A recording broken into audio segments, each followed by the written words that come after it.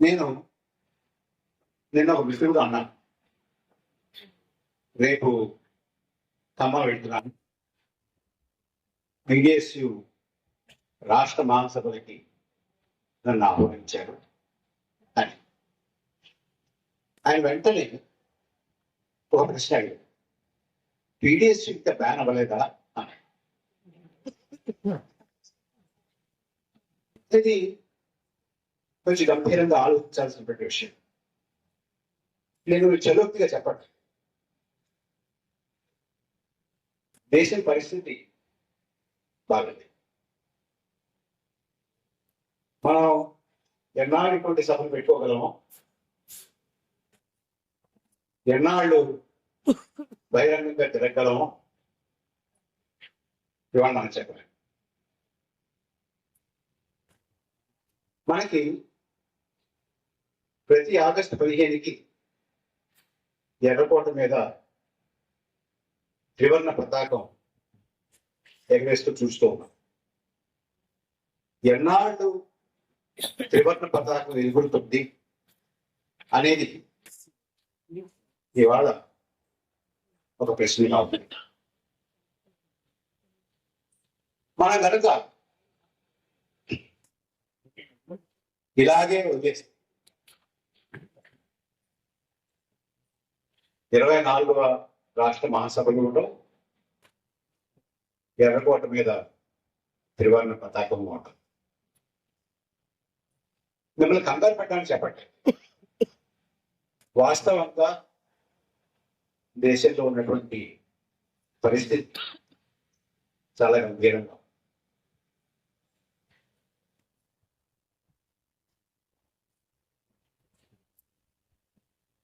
ఫ్యాసిజాన్ని ఎదుర్కోవడంలో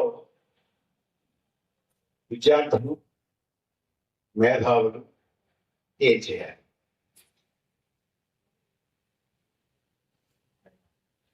విచిత్రం ఏంటంటే, విద్యార్థులు, మేధావులు, చదువుకున్న వాళ్ళు వీళ్ళని వదిలేస్తే మీకు ఫ్యాసిస్ట్ అనేవాడు అక్కడ కనపడదు. ఫ్యాసిస్టులు ఎక్కువగా విద్యార్థుల్లోనూ, బాగా చదువుకున్న వాళ్ళలోనూ, బాగా మేధావులు అనుకునే వాళ్ళలోనూ ఉన్నారు.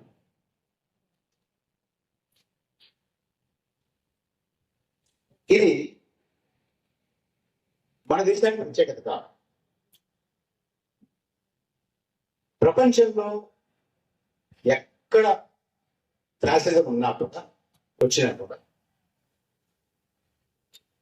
ముందు వరుసలో ఆ ఫ్యాసిజాన్ని బలపరిచినటువంటి వారు మేధావులు, విద్యార్థులు, శాస్త్రవేత్తలు,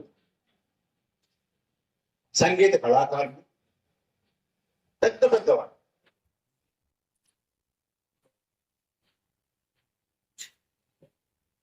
మీకు తెలిసే ఉంటుంది, కానీ ఒకసారి మీకు గుర్తు చేస్తాం. జర్మనీలో ఫ్యాసిజం వచ్చింది. జర్మనీలో ఫ్యాసిజం వచ్చే నాటికి జర్మనీలో ఉన్నటువంటి విశ్వవిద్యాలయాలు ప్రపంచంలోకెల్లా ప్రసిద్ధికెక్కిన విశ్వవిద్యాలయాలు, జర్మనీలో ఉన్నటువంటి విశ్వవిద్యాలయాలని మించి ప్రపంచంలో ప్రతిష్ట కలిగినటువంటి విశ్వవిద్యాలయాలు మరి ఏ దేశంలో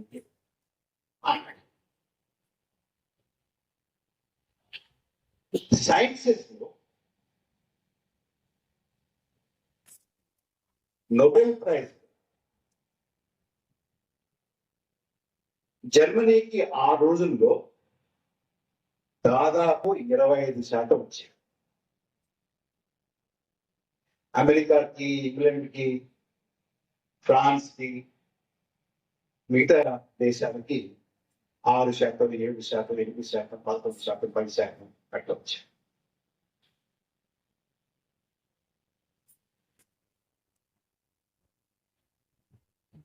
జర్మనీలో ఉన్నత విద్య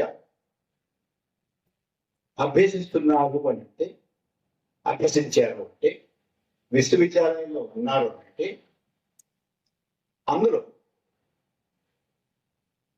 సుమారుగా 90% మించి నాజీ పార్టీలో సభ్యులయ్యారు.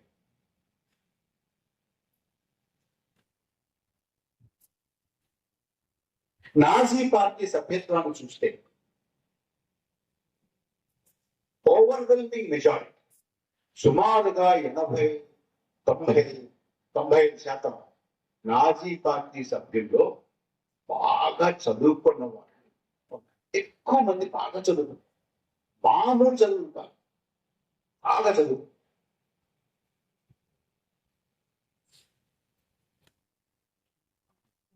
మీకు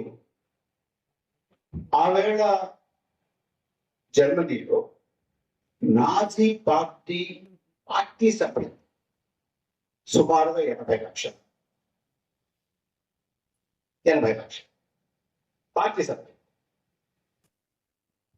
కానీ నాజీ పార్టీ నడిచింది, నాజీ పార్టీ చేసినటువంటి అకృత్యాలు, దుష్కృత్యాలు ఇవి కేవలం పార్టీ సభ్యులే కాదు,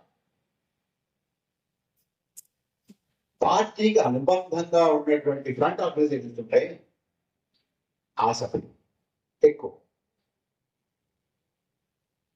అందులో ఆశ్చర్యం ఏంటంటే కార్మిక సంఘాలు నాజీ పార్టీకి అనుబంధంగా ఉన్నటువంటి కార్మిక సంఘాల సభ్యత్వం 200 కోట్లు.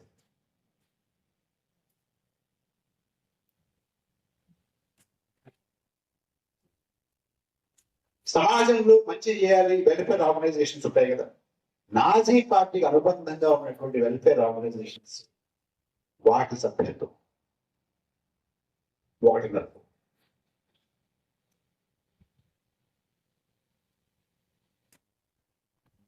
జర్మనీలో ఆవేళ ప్రాక్టీస్ చేస్తున్నటువంటి న్యాయవాదుల్లో 90% మంది నాజీ పార్టీకి అనుబంధంగా ఉన్నటువంటి సంస్థలు సభ్యులు.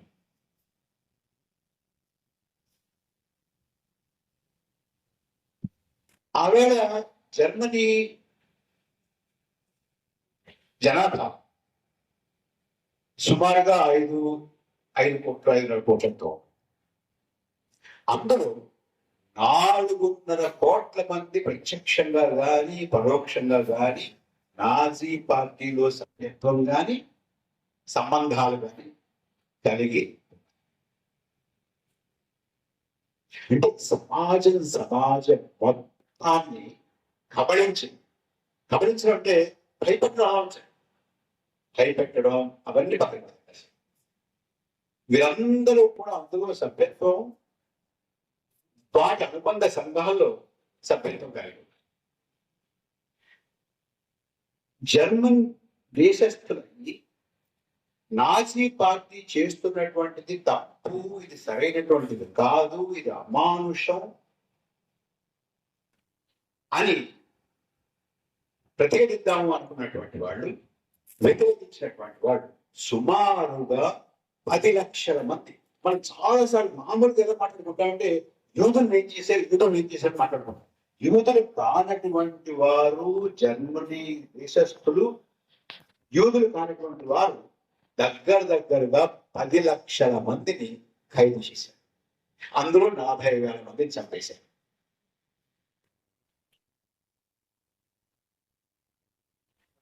ఇవాళ మన చుట్టూ ఏర్పడుతున్నటువంటి అలపుకుంటున్నటువంటి వాతావరణం చాలా జాగ్రత్తగా గమనించాలి.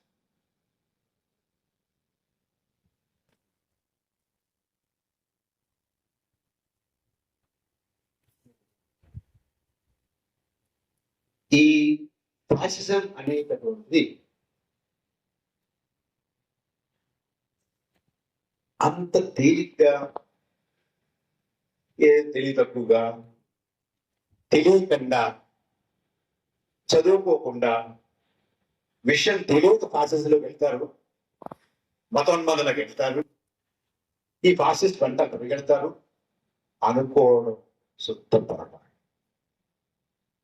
దయచేసి మొట్టమొదట మనం ఎలా ప్రతిఘటించాలి, ఎలా ఎదుర్కోవాలి అని మాట్లాడుకునే ముందు దీని యొక్క స్వరూపాన్ని అర్థం చేసుకోవాలి. చదువుకోని వాళ్ళు, తెలివి తక్కువ వాళ్ళు, సభ్యత సంస్కారం లేని వాళ్ళు, వీళ్ళు కాదు చేరి ఇవన్నీ ఉన్నాయనుకున్న వాళ్ళు, ఇవన్నీ ఉన్నాయని లోకమంతా నమ్మినటువంటి వాళ్ళు. ఎవరితో అయితే వీళ్ళంతా సభ్యత సంస్కారం ఉంది, బాగా చదువుకున్నారు, లాయర్లు, డాక్టర్లు, సంగీత విద్వాంసులు, యూనివర్సిటీలో ప్రొఫెసర్లు, పెద్ద పెద్ద ఉద్యోగాలు చేసేటువంటి వారు, ప్రభుత్వాల్లో పదవులు నడిపేటువంటి వారు, జడ్జిలుగా ఉన్నటువంటి వారు, శాస్త్రవేత్తలుగా ఉన్నటువంటి వారు, వారు నాజీ పార్టీకి, ఫ్యాసిజానికి బలమైనటువంటి అండగా నిలబడినటువంటి. ఆశ్చర్యం ఏంటంటే యుద్ధం అయిపోయిన తర్వాత, జర్మనీ ఓడిపోయిన తర్వాత, హిట్లర్ చనిపోయిన తర్వాత 46 నుంచి అక్కడ సర్వే జరుగుతూ ఉంటాయి కదండి. 46 జర్మనీ 37% మంది జర్మన్లు 37% మంది జర్మన్లు జ్యూస్ చంపడం 1946. ఆవిరి కానటువంటి వారిని చంపడం అనేది సబబైనటువంటిది అని వారి 30 నిమిషాలు.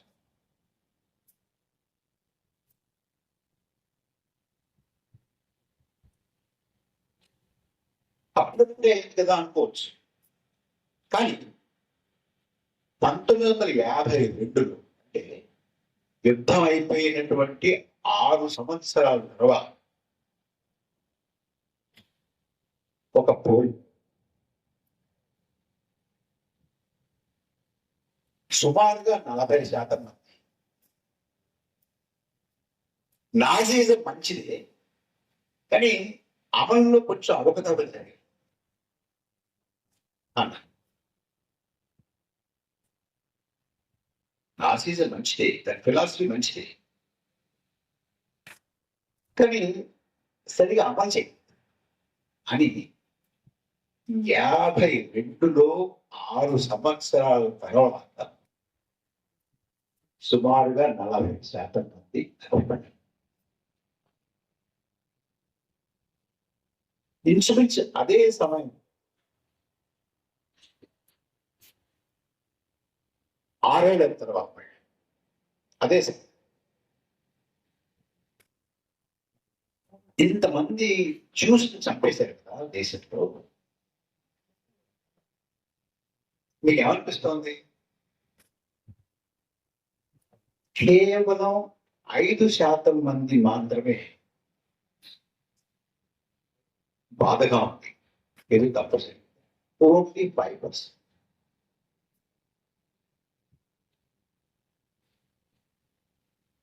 ఇదంతా మీ ఎందుకు చెప్పారంటే ఇది బలహీనమైనటువంటి పోకడ కాదు, చాలా బలమైనటువంటి పోకడ. అది పట్టుకోనంటే వదిలిపెట్టేటువంటి పోకడ. పట్టుకోవాలంటే పట్టుకోవడం కూడా దేని, ఎందుకంటే విద్వేషం మీద ఆధారపడి ఇతన్ని ద్వేషించండి అని చెప్పడం తేలిక. ఇతను మనవాడే, మంచివాడే అని చెప్పడం కష్టం. అంచేత ఇవాళ తాను ఎదుర్కొంటున్నటువంటి ఈ విషయం చాలా బలమైనది, చాలా ప్రమాదం. మీరు కొంతమంది చదివి ఉంటారు. ఆల్బర్ట్ క్యామూ నవల నాకు చాలా ఇష్టం. The play, the best play. తిరుగుతూ ఏంటంటే ఒక ఊర్లో ప్లేగ్ వస్తుంది. మన మన మధ్య కోవిడ్ వస్తుంది, అలా చచ్చిపోతాం. లాక్డౌన్ పెట్టించిన లాక్డౌన్ పెట్టించారు. లాక్డౌన్ చచ్చిపోతున్నారు. డాక్టర్ గారు అందరికి వైద్యం చేశారు. ఆయన ఇంకో ఇద్దరు ముగ్గురు ఆయన సహాయం చాలా మందిని కాపాడారు. తగ్గుముఖం పట్టి మరణాలు తగ్గుతున్నాయి. ఆఖరికి ఒక రోజు మరణాలు ఆగి ఎవరు చనిపోవాలి. ఆ ఎలకలు అవి కూడా ఇక్కడ కాపాడారు. ఎలకలో వచ్చినట్టు అప్పుడే పోయి అయిపోయి లాక్డౌన్ తీసేసారు. అక్కడ ఉన్నటువంటి మున్సిపల్ అథారిటీస్, కార్పొరేషన్ వాళ్ళు లాక్డౌన్ తీశారు. అందరూ వీధుల్లోకి వచ్చి పెద్దగా ఉత్సవాలు చేస్తారు. డబ్బు కొట్టేవాడు డబ్బు కొడతారు, డాన్సులు చేసేవాడు డాన్సులు చేస్తున్నారు, తాగేవాడు తాగుతున్నాడు, అరిచేవాడు అరుస్తున్నాడు, పాటలు పాడేవాడు పాటలు పాడు. ఇన్నాళ్ళుగా అందరికి వైద్యం చేసి ప్రాణాలు కాపాడినటువంటి ఆ డాక్టర్ గారు మాత్రం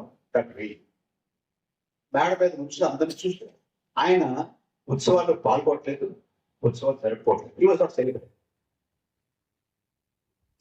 ఆయన అన్నాడు సాయం చేసినటువంటి మనిషి డాక్టర్ గారు, ఏంటి మీరు ఎందుకంటే don't you want to participate in the celebrations? వెళ్ళి మనం కూడా ఉత్సవాల్లో పాల్గొవాలి కదా.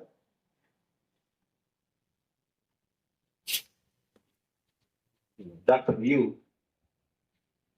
ఆయన అంటే ఈ ప్లేగ్ ఉంది చూడండి, అది చచ్చిపోతుంది. అది ఎక్కడో ఉంటుంది.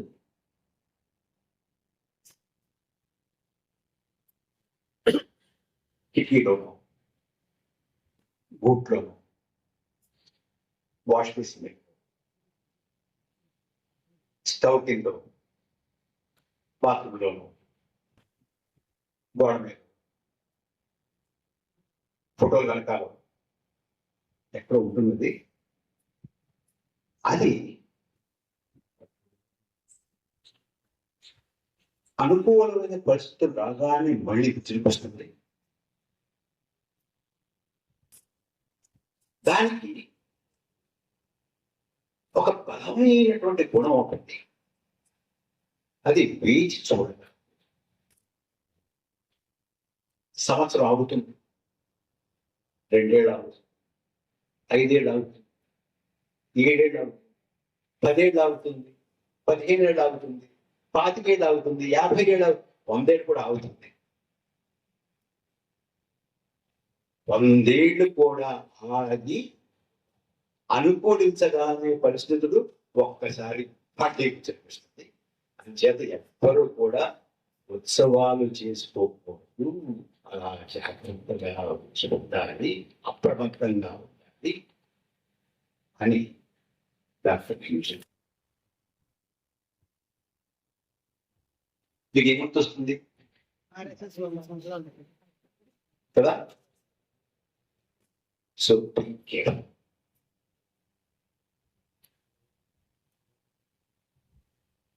ఇప్పుడు ఫ్యాసిజం అంటే ఏమిటి అని మనం కొంచెం తగ్గించుకుని, ఇది ఫ్యాసిజమా కాదా, ఇది నియో ఫ్యాసిజమా, మరొకట ఇది కేవలం నియంతృత్వమా, ఇంకా ఫ్యాసిజంలో రాలేదా, వస్తుందా, వచ్చిందా, మొన్న వచ్చిందా, రేపు వస్తుందా, కాసేపు అట్టి పక్కన పెట్టి దేశం చాలా బాధపడుతుంది అని గుర్తించి, దాని బలాన్ని గుర్తించి ఏం చేస్తే బాగుంటుంది, ఎలా ప్రతిఘటించాలి అని మనం కాసేపు మాట్లాడుకోవాలి. నాకు తట్టినటువంటి కొన్ని విషయాలు మీకు చూస్తాను. ఒకటి, దయచేసి ఉదాసీనత వదలాలి. ఉదాసీనత ఎలా ఉంటుందంటే, చాలా మంది అనుకుంటారంటే ఏమైనానంటే మన దేశంలో ఎప్పుడో వస్తూ ఉంటుంది. మన దేశంలో రాదు, మన రాష్ట్రంలో రాదు, మన ఖమ్మం అసలు రాదు. కాబట్టి అన్ని చోట్ల వస్తుంది. దీన్ని తూర్పు కన్నులు ఆపలేవు, పడమటి కన్నులు ఆపలేవు, హిమాలయాలు ఆపలేదు, హిందూ మహాసముద్రం ఆపలేదు, అరేబియా సముద్రం ఆపలేదు, బంగాళాఖాతం ఆపలేదు, ఏది ఆపలేదు. అంచేత దయచేసి ఉదాసీనతతో మాత్రం ఉండకండి. ఎక్కడైనా అవుతుంది కానీ మనకి మాత్రం కాదు, ఇక్కడికి మాత్రం రాదు అనే మాట మాత్రం దయచేసి వదిలేసి.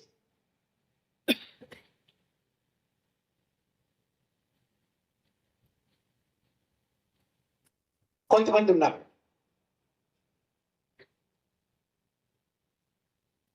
వారు నాకు వారిని చూసి వారితో మాట్లాడిన తర్వాత ఏం గుర్తొస్తుందంటే, మీరంతా క్రికెట్ మ్యాచ్ చూస్తుంటారు కదా.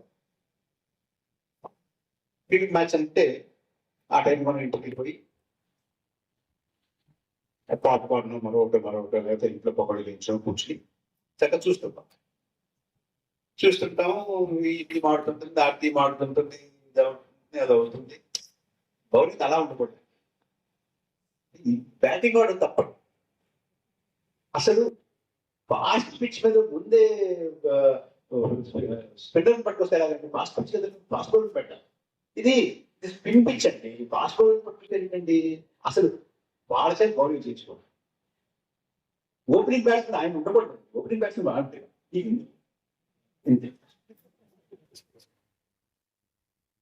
అంటే నాకు సంబంధం లేకుండా ఆట జరుగుతుంటే మనం దాన్ని మిస్టేక్ చేసి ఇలాగ అలాగే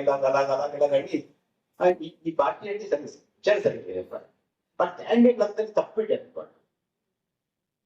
అక్కడ అంతమంది యాదవులు పెట్టుకోండి.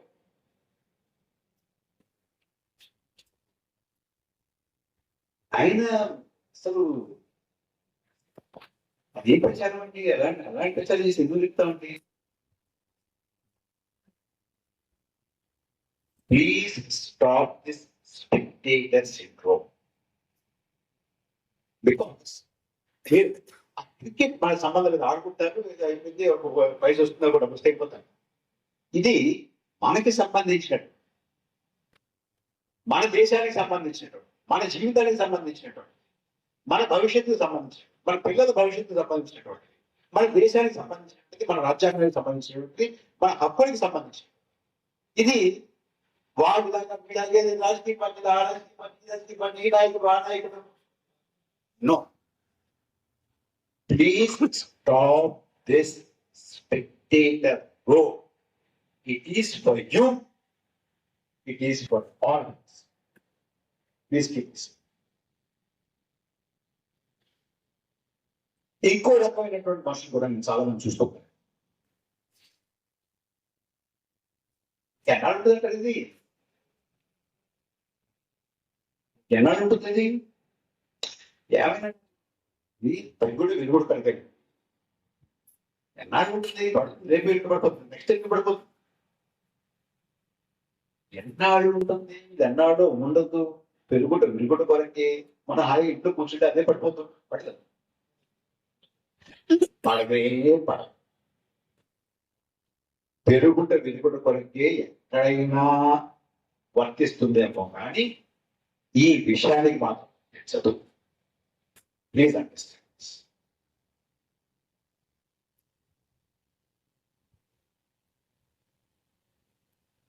క్వశ్చన్ ఏంటంటే, ఎప్పుడు పడుతుంది కాదు, ఎప్పుడు పడేయాలి. when do I have to stop this? నేను దీన్ని ఎప్పుడు ఆపాలి, మనందరం కలిసి ఎప్పుడు ఆపాలి అనేది దాని ప్రశ్న. ఎప్పుడు పడుతుంది అనేది ప్రశ్నే కాదు. This is another.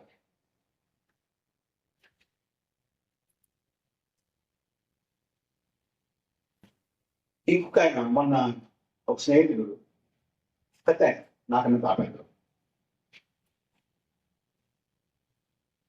నేను ఇలా ఏదో వరి అవుతుంటే ఏ వరి అవద్దు పరకాల కృష్ణ ప్రకృతిలోనే ఒకటి ఉంది. ప్రకృతి అది ఎన్నాళ్ళు ఉంచుతుంది, ధర్మం బడి నిలబడుతుంది. అది ప్రకృతిలో ఉందండి. ఏది ఇలా ఏదో రావడం పడుకో. నేను గురిగా అంత బాగానే ఉంది. ఇక్కడ చిన్నప్పుడు చదువుకున్నానండి. రామరావు గారు భగవద్గీత శ్లోకం అంటే యదా యదా హి ధర్మస్య సంభవామి యుగే యుగే ధర్మ సంస్థాపనార్థాయ సంభవామి యుగే యుగే వస్తాడు. పుట్టదు కాదు ఈడప్పుడు మిగతా నేను నన్ను ఆహా సరే ఒక్కటి చెప్పండి నాకు. సంభవామి యుగే యుగే ఎప్పుడు ఎప్పుడు ధర్మానికి క్లేశం కలిగినా వచ్చేస్తాడు కదా. నాకు అర్థం కాదు ఏంటంటే ఇంట్లో సంభవామి యుగే యుగే మళ్ళీ మళ్ళీ మళ్ళీ మళ్ళీ ఎందుకు ఒకసారి అది వచ్చి కొట్టిన తర్వాత మళ్ళీ రాకూడదు కదా. మళ్ళీ మళ్ళీ ఎందుకు వస్తుంది? పదవతరం తిరుగుతాను. వాయ్ ఒక అవతారం వ్యక్తి ఈ అధర్మాన్ని ఈవిల్ కొట్టాడు అర్థం. మళ్ళీ మళ్ళీ తలెత్తేటువంటి పరిస్థితి ఉండకూడదు కదా. మళ్ళీ మళ్ళీ వస్తాడు, మళ్ళీ మళ్ళీ వస్తాడు. దీనికండి so please don't get into that. మీరు చాలా మంది వ్యవసాయం చేస్తూ ఉన్నారు కదా, వ్యవసాయం సంబంధం ఉన్నటువంటి ఉన్నారు కదా. మీకు తెలుసు నాకన్నా బాగా. మీరు విత్తనం వేస్తారు, ఎరువు వేస్తారు. విత్తనం వేసి ఎరువు వేసి నీళ్లు పెట్టి పడుకుంటారా? పడుకుంటారు.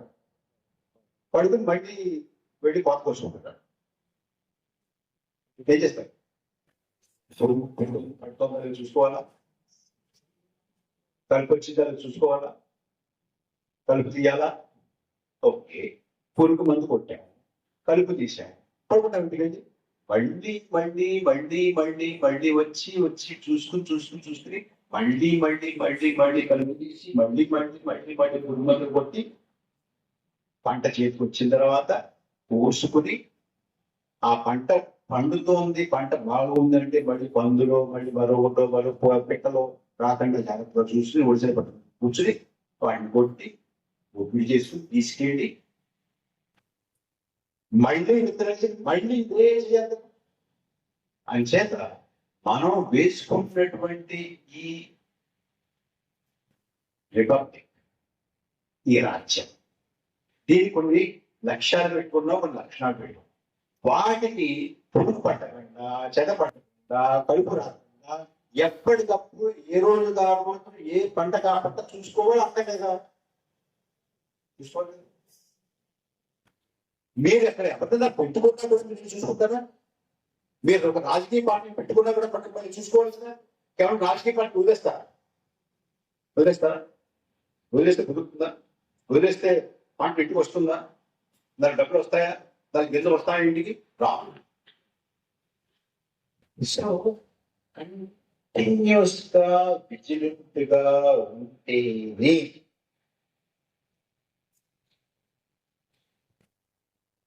ప్రజాస్వామ్యాన్ని, రాజ్యాంగ విలువల్ని మనం రక్షించుకోవచ్చు. ఇంకో కేటగిరీ, ఇవన్నీ నా అనుభవంతో చెప్పాను, పేరు చెప్పటం పేరుకి బాగోదు, కానీ ఏది నేను కల్పించింది మాత్రం కాదు.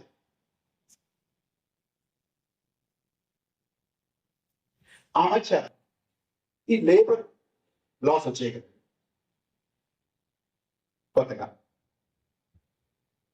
ఆ వచ్చిన తర్వాత నేను కొంతవరకు చూడండి ఎంత అన్యాయంగా ఉంటుంది. ఆయన చక్కగా చిన్న మందహాసం ఇచ్చాడు. అలాగే అర్థం కాదు, మీరు ఏమనుకుంటారు తినిపించారు మళ్ళీ వెళ్ళిపోయారు ఏంటంటారు అని.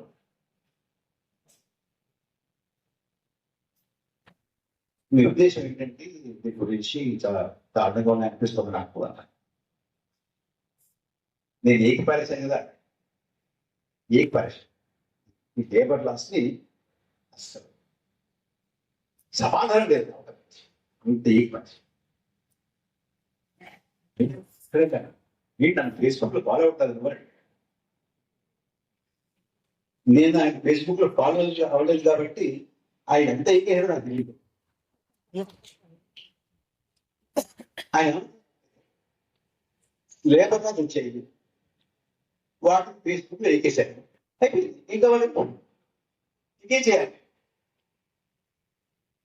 ఫినిష్. ఫేస్బుక్ లోనో ట్విట్టర్ లోనో మరొక చోట చేస్తే సరిపోదు.